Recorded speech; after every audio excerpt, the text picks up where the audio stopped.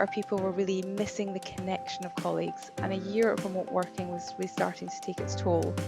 Well, our people accessed the Vevox platform that you can see on screen now from their phone or their laptop.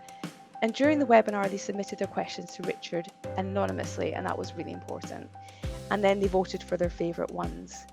And I have to say that after a year of lockdowns and working remotely, Ask the CEO gave people a moment of connection, and that stood out among the plethora of webinars and Zoom calls. Our employees could see on screen which questions were getting the highest votes, what was being asked, and that provided a level of transparency that we just hadn't been able to offer before.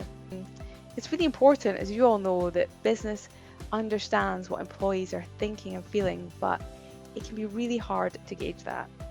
And then the interactions we got through the app topped 75%. So I know for all of you comms professionals out there, you know that that is a level of engagement that is really hard to achieve.